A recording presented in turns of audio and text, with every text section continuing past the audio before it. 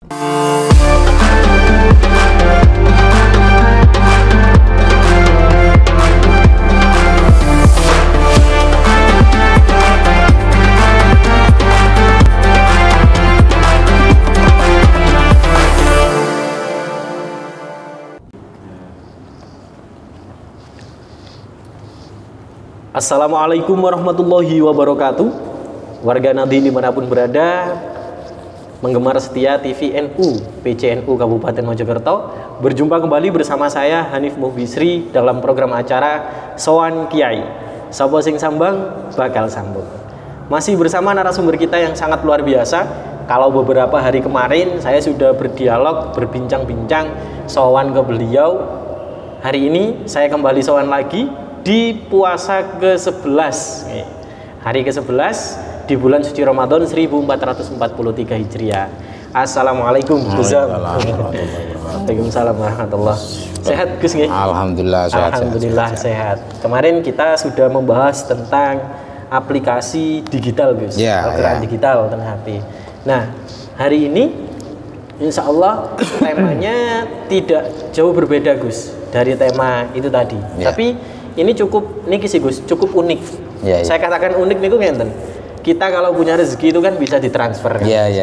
Tapi ini yang ditransfer bukan rezeki Gus. Apa? Dosa. Waduh. Ngeri nih. Dan ngaweri nih Gus. Istilahnya kita berdosa, mungkin pikirannya seperti ini nggih. Biar nanti ke nerakanya nggak sendirian.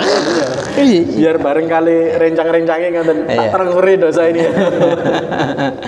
Nih Gus, bahasan kita pada kesempatan sore ini Gus. Apakah mentransfer dosa ini, mengirim dosa ke orang lain ini sakit nopo mboten ngoten. Jadi saya melakukan dosa. Nggih, kemudian saya kirim ke jenengan. Saking pleke jenengan kali kula ngoten nggih. Wis kancaku ae sing nang neraka ngoten. Transfer itu kan harusnya transfer uang gitu. Tanya nomor rekening kan itu. Ini ndak transfer kemudian transfer dosa. Transfer dosa.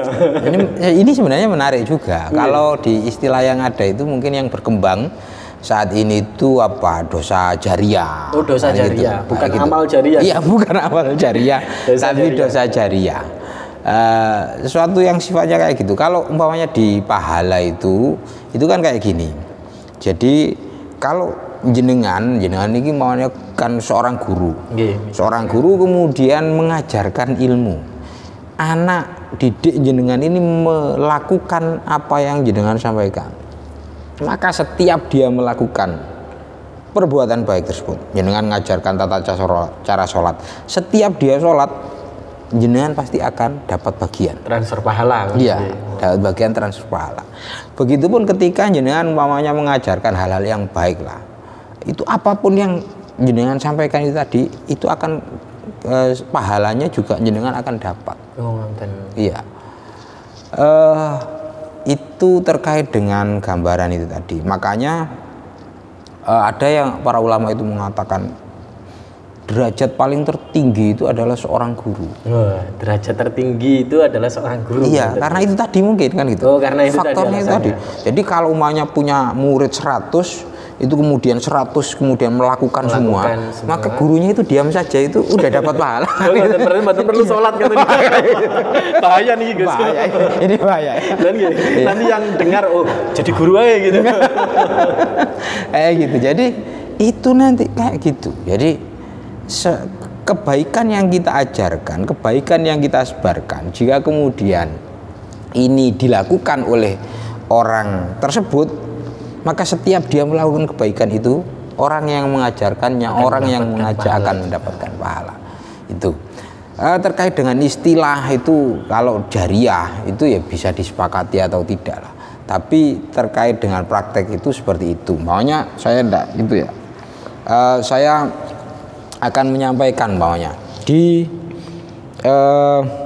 salah satu contoh itu hadis yang sangat terkenal bagi kita itu ada idamatal insan ingqata amaluhu illa min salasin. Itu kan hadis yang sangat terkenal sekali ya.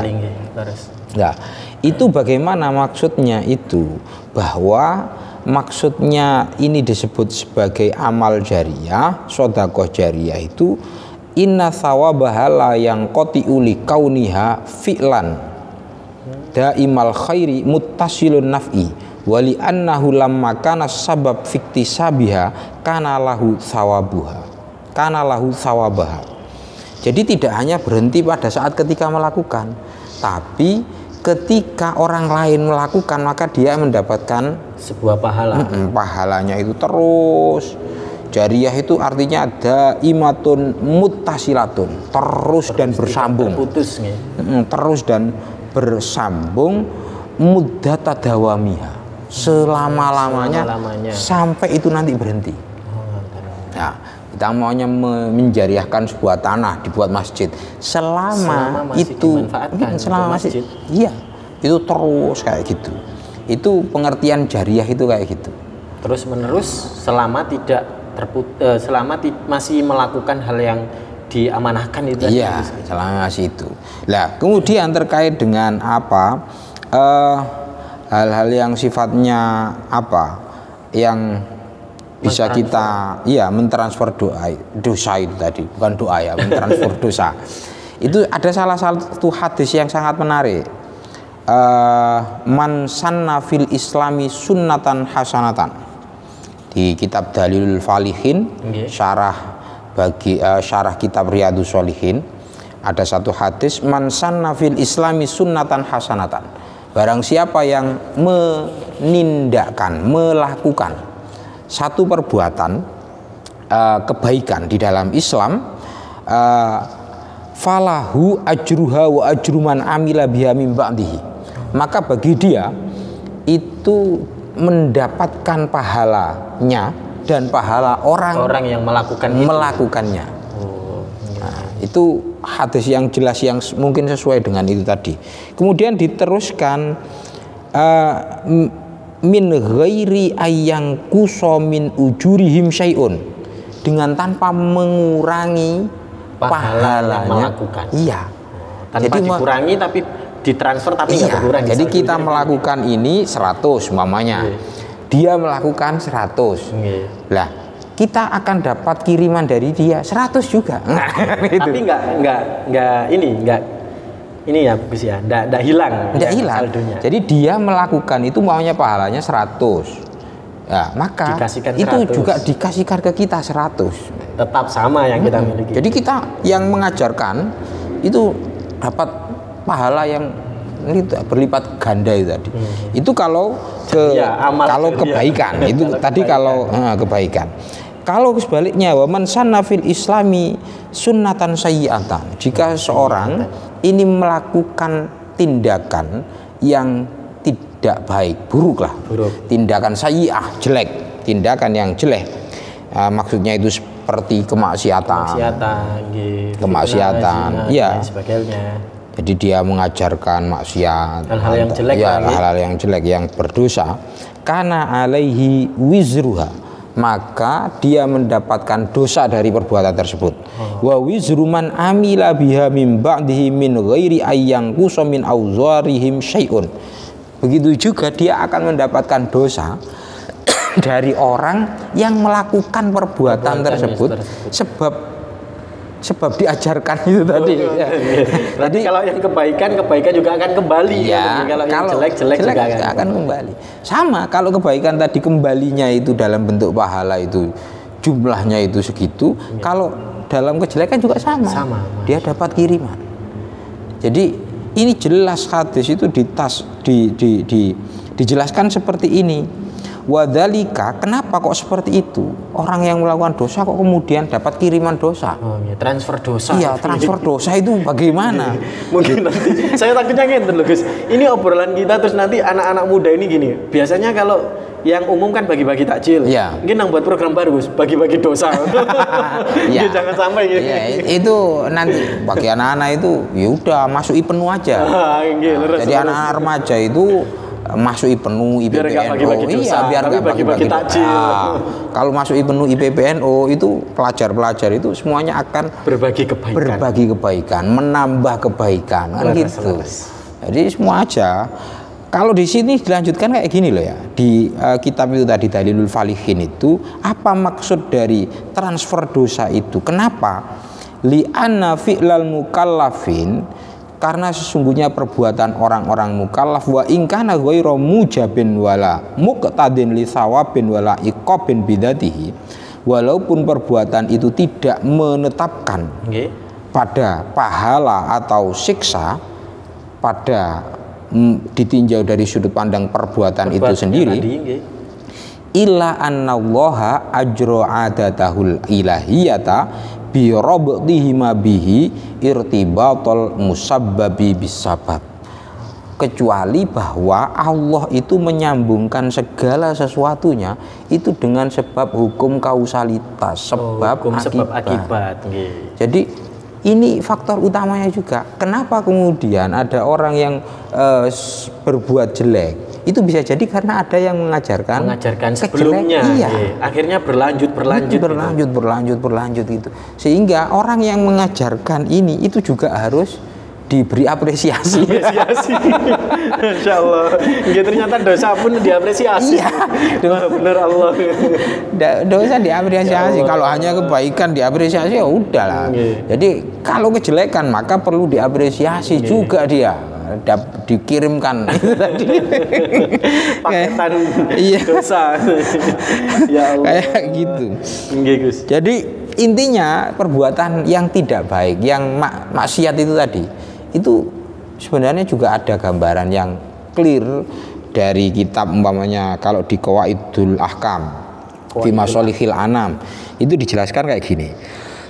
Wa kullu tasarrufin jarra fasadan, setiap tasarruf yang menarik kerusakan, au dafa'a sholahan, atau menolak suatu kebaikan, fahuwa manhiyun anhu, maka itu dilarang.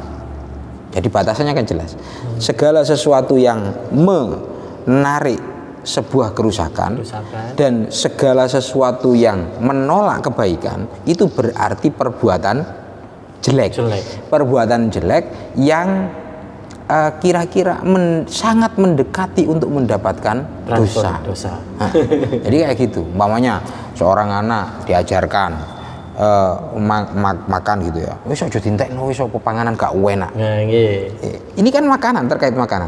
Lah, tapi ada unsur lain, yaitu apa? Idaatul mal. Anak diajarkan untuk menyia-nyiakan harta, menyia-nyiakan makanan. Bisa jadi perbuatan ini berlangsung sampai anak-anak cucunya nanti gitu. Perbuatan ini kita mungkin memandang ini perbuatan yang biasa, sepele, tapi menjadi tradisi.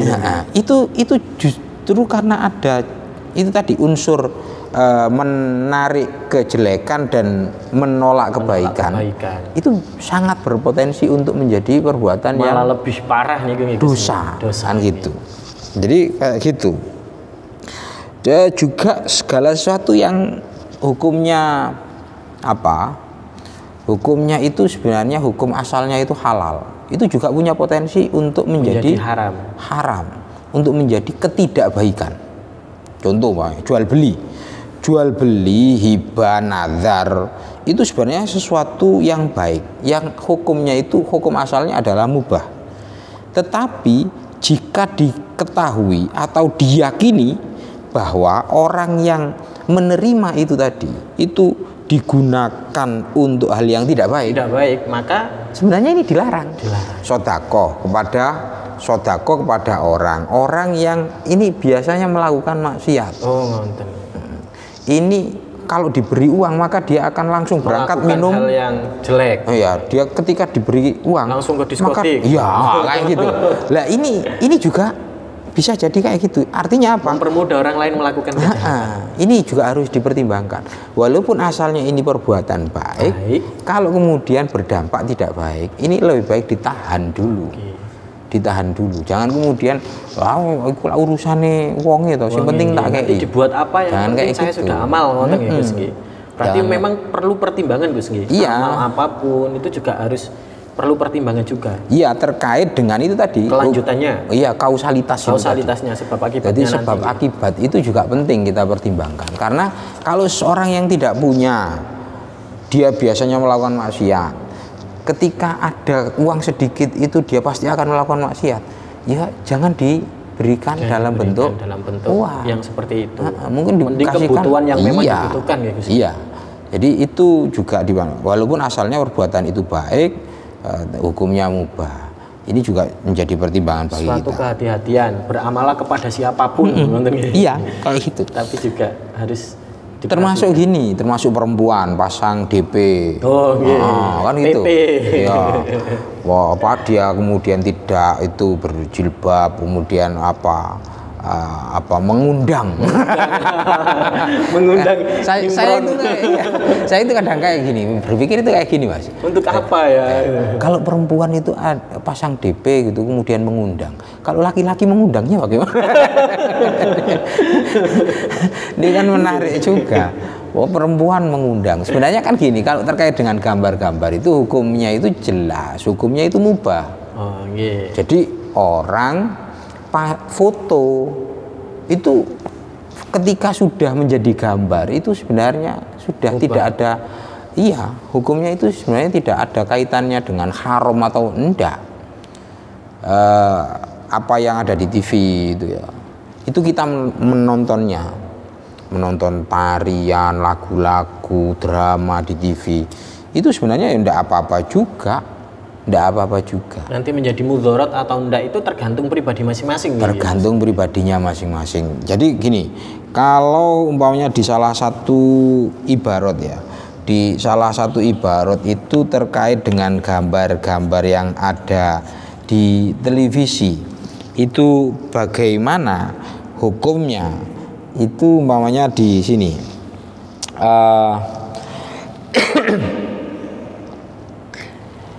sebagaimana di dalam kitab Fiqhul Islami, wa hadza yantabiqu aidan ala suwarit talfaz. Apa itu? Gambar yang ada di televisi. Di televisi. Di dalam fikih Islam itu disampaikan begitu. Artinya apa yang ada di televisi, wa ma yu'radu fihi min raqsin wa tamtsilin wa ghinain, drama, tarian, lagu-lagu, itu kullu dzalika haramun fi ra'yi. Itu semua menurut pendapat pengarang fikih Islam itu hukumnya haram. Haram. Oh, itu. Jadi ada yang berpendapat haram. Ada yang berpendapat haram, ada yang berpendapat enggak apa-apa. Ada yang berpendapat haram juga, ada yang berpendapat enggak apa-apa. Ini salah satu keuntungan juga bagi kita. Maksud kula dhewe niku seneng delok TV ya. Kalau saya ikut yang haram, waduh berat. Apalagi yang dagangan ini Gus di bulan suci Ramadan menjelang berbuka yang diposting cola, es campur kan ngoten Gus. Kalau haram ini seaken ini. Seaken itu. Lah, itu semua itu nanti tinggal bagaimana reaksinya, apakah nanti ada fitnahnya atau enggak. Sebenarnya di sana sih itu hukumnya boleh, tapi ada enggak itu mempunyai dampak enggak, mempunyai fitnah enggak. Seorang pasang DP itu kalau DP-nya biasa-biasa saja, saya pikir foto biasa saja. Iya, kan biasa saja. Berbeda kalau umpamanya fotonya itu yang lain, iya kan dalam tanda kutip gitu, akan kemana-mana. Iya, saya pikir kalau seorang perempuan kemudian foto biasa bermartabat gitu ya, itu saya pikir tidak akan kok kemudian orang itu berpikiran sing ngeres, kecuali orangnya sing ngeres. Orangnya yang ngeres. Jadi kalau saya sih lebih cenderung kayak gitu. Jadi bagaimanapun kalau perempuan maunya foto pakai wajah ya enggak apa-apa lah. Malah kalau nggak ada DP-nya malah nggak tahu ki nomor sopo Jadi yang penting itu wajah. Sewajarnya. Tidak menarik fitnah. Fitnah itu apa? Didefinisikan fitnah itu mailun ilal jima. Mailun ilal jima. Mailun ilal jima itu ya kira-kira seseorang itu kalau memandang itu kemudian dia pikirannya langsung membuat si Imron kemana-mana. Imannya gila, Imronnya yang naik kan. Soro itu. Masya Allah. Itu kalau dia itu ikut mazhabnya Imam Maliki, itu soro itu. Soronya itu kenapa? Soronya itu karena di mazhabnya Imam Maliki itu setiap intisar. Setiap intisar itu maktung gitu. Intisar itu tunjuk tangan. Si Imron. Iya, Imronnya itu tunjuk tangan. Itu hukum wudunya batal. Oh, wudunya batal. Madhabnya Imam Maliki itu kayak gitu. Untungnya kita madhabnya Syafi'i. Enggak masalah. Iya, enggak masalah. Ayo kembali lagi ya ke awal tadi. Kembali lagi ke awal. Transfer dosa. Jadi hukum perbuatan yang boleh itu bisa jadi akan berdampak tidak baik. Kalau seperti itu dicegah. Kalau terkait dengan transfer dosa itu ada hadisnya, ada hadisnya. Nah, sehingga bagaimana transfer dosa itu bisa terjadi juga. Bisa terjadi itu kalau kita telusuri kemudian ada dua yang punya potensi ini. Dalam catatan saya itu ada dua. Yang pertama adalah dasar dari hadisnya Rasulullah dari Jarir bin Abdillah. Itu beliau menyatakan man sanna fil islami sunnatan sayyi'atan yang di awal tadi. Barang siapa mempelopori satu kebaikan, kebiasaan man sanna fil islami sunnatan sayyi'atan, barang siapa yang mempelopori perbuatan yang tidak baik, kebiasaan buruk dalam Islam, kana alaihi wizruha, maka dia mendapatkan dosa keburukan tersebut. Transfer dosa. Iya. Wa wizruman, yang ini transfer itu. Transfer itu ini. Wa wizruman amila biha, dan dosa orang yang melakukan keburukan itu mimpi karena sebab ulahnya dia. Dia memprovokasi, dia mengompori atau memfasilitasi, ya. Atau memfasilitasi, yo wis gak apa-apa, mlebu nang kan karaoke tak bayari. Lah, itu berarti dia dapat dosa min ghairi ayyang kusumin auzarihim syai'un, tidak kurang sama sekali dosanya. Jadi dia setiap melakukan itu langsung dapat kiriman dosa. Tapi itu yang mentransfer itu juga tidak berkurang dosanya. Iya, dosanya tidak berkurang. Meskipun dia tanpa sadar gitu. Iya, meskipun tanpa sadar kayak gitu. Seorang yang mengajarkan orang lain untuk mencopet, maka setiap dia mencopet yang diajari, dia akan mendapatkan transfer. Nah, itu yang pertama. Kemudian yang kedua adalah manda ila dolalatin. Dalam hadis dari Abu Hurairah, Rasulullah itu bersabda, manda ila dolalatin, barang siapa yang mengajak pada kesesatan itu, ayo menyembah selain Allah, atau ayo kemudian kita ikut aliran ini, tapi ayo aku adalah Tuhan, kayak gitu. Itu kana alaihi minal ismi mithlu asami man tabi'ahu, maka dia mendapat dosa seperti dosa orang yang mengikutinya. La yang kusudzalika min asamihim syai'an, tidak berkurang sedikit pun dosanya. Iya.